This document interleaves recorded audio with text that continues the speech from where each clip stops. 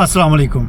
आपने शायद social media पर बहुत सी स्टोरीज़ देखी होंगी जहां लोग कहते हैं कि जी मलेशिया का पीआर यानी परमानेंट रेजिडेंस हासिल करना बहुत मुश्किल है, बिना लॉयर के मुमकिन ही नहीं। लेकिन सोचिए, अगर आपको कोई शख्स लॉयर को हज़ारों रिंगट फ़ीस दिए बगैर अपनी एप्लीकेशन खुद मैनेज करे और सक्सेसफुल हो जाए। आज की वीडियो में हम एक रियलिस्टिक एग्जांपल और इम्पोर्टेंट इंफॉर्मेशन के ज़रिए बात करेंगे। How I got Malaysian PR lawyer free, मतलब कि वकील के बगैर आप मलेशिया का पीआर रेजिडेंस परमानेंट रेजिडेंसी कैसे हासिल कर सकते हैं, इसके बारे में आपको बताऊंगा। ये वीडियो उन लोगों के लिए है जो मलेशिया में लॉन्ग टर्म फ्यूचर बनाना चाहते हैं और पीआर प्रोसेस के बारे में बेसिक अंडरस्टैंडिंग हासिल करना चाहते हैं। अगर आप ओवरसीज़ लाइफ, इमिग्रेशन और मलेशिया अपडेट्स में इंटरेस्ट रखते हैं तो चैनल को सब्सक्राइब और लाइक ज़रूर करें वीडियो को, ताकि आइंदा भी आपको इस तरह की यूज़फुल इंफॉर्मेशन मिल सके।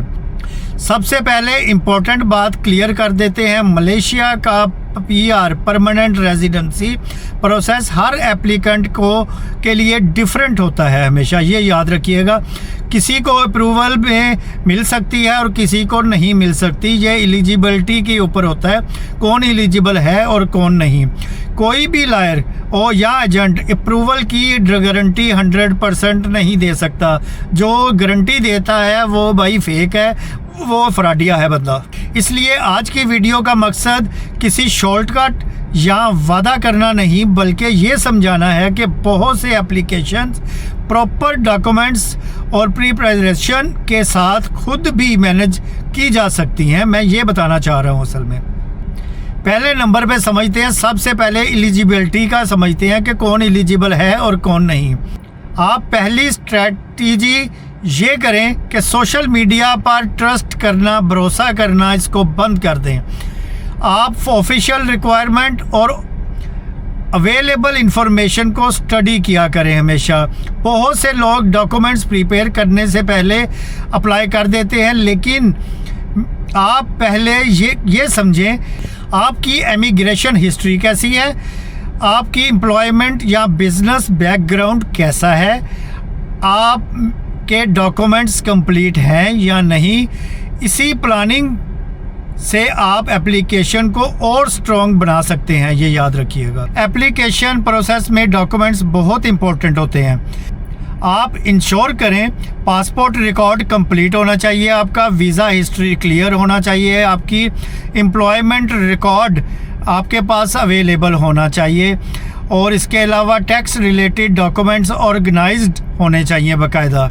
ठीक है, date wise, month wise, year wise सारे ऑर्गेनाइज होने चाहिए आपके पास। एड्रेसेस का रिकॉर्ड आपका अपडेट होना चाहिए, आप कितने अरसे से रह रहे हैं, कहाँ किस जगह पे रह रहे हैं, कौन सा आपके पास रेंटल, सारे होने चाहिए। बहुत सी एप्लीकेशन सिर्फ इनकम्प्लीट डॉक्यूमेंट्स की वजह से आप बिलीव करें कि वो रिजेक्ट हो जाती हैं। आजकल डॉक्यूमेंट्स बहुत ज़्यादा जेन्युइन चाहिए और लीगल तौर पे होने चाहिए और वेरिफिकेशन होती हैं। अब आप कोशिश किया करें अपने सारे डॉक्यूमेंट्स को मल्टीपल टाइम आप उसको चेक करते रहा करें, जो भी नई अपडेट उसको अपडेट किया करें। ये काम जो है ना, ये लॉयर से ज़्यादा एप्लीकेंट खुद अच्छे तरीके से ये इसको कर सकता है। अब पॉइंट नंबर 3 पे आते हैं, इमिग्रेशन रूल फॉलो करना। एक और इम्पॉर्टेंट फैक्टर लीगल कंप्लाइंस का है, वो आता है हर जगह पे, हर कहीं भी आप कुछ भी अप्लाई करें। आपने कभी ओवरस्टे तो नहीं किया, पहले ये आप देखें। उसके बाद आप देखें इमिग्रेशन वायलेशन तो नहीं की किसी भी कंट्री में कहीं भी।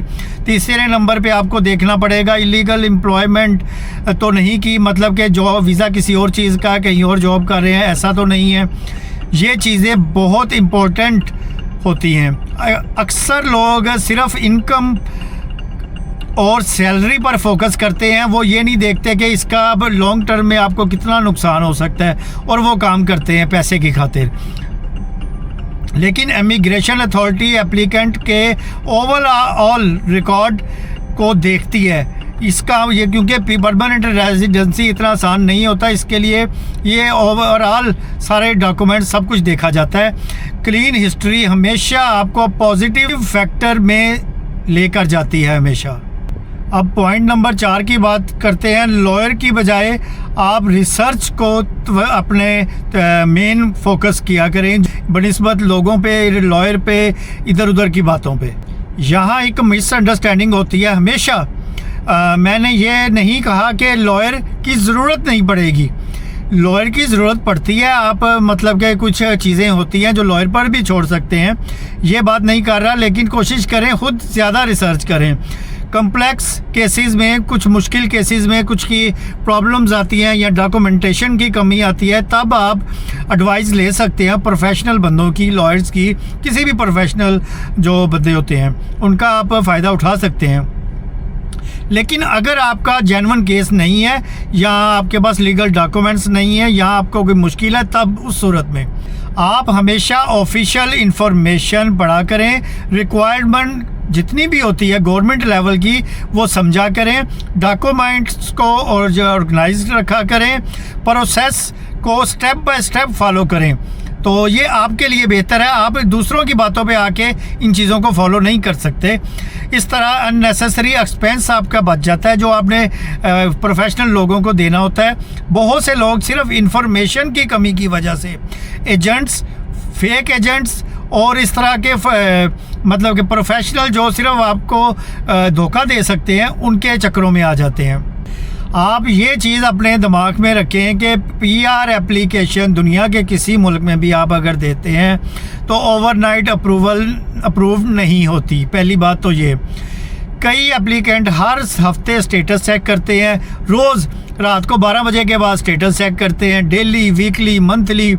तो वो बस इसी सोच के ही कि अभी नहीं आया और स्ट्रेस में आ जाते हैं। जब एडिशनल इन्फॉर्मेशन की ज़रूरत होगी तो कोई भी गवर्नमेंट जहाँ भी आपने अप्लाई किया होगा वो आपसे खुद रब्ता करेगी और एडिशनल डॉक्यूमेंट्स मांगेगी।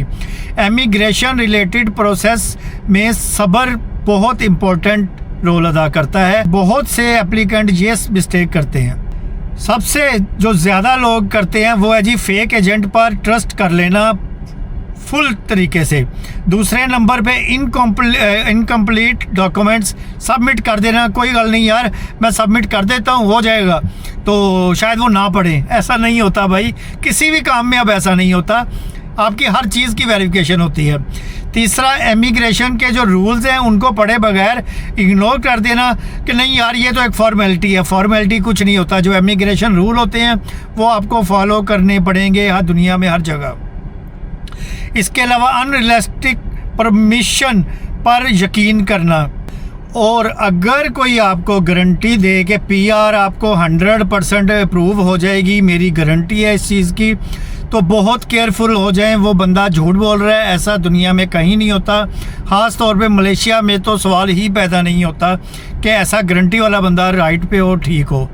हर एप्लीकेशन इंडिविजुअल उसके सारे मामलात उसके अलहदा होते हैं। और अगर आप मलेशिया में लॉन्ग टर्म फ्यूचर प्लान कर रहे हैं तो सबसे पहले इंफॉर्मेशन हासिल करें, लीगल रिक्वायरमेंट उस गवर्नमेंट की, मलेशिया के गवर्नमेंट की, उसको समझें, डॉक्यूमेंट्स ऑर्गेनाइज्ड करें। इमिग्रेशन जर्नी का सबसे इम्पोर्टेंट हिस्सा यही होता है कि आपने डॉक्यूमेंट्स सही तरीके से ऑर्गेनाइज किए हों।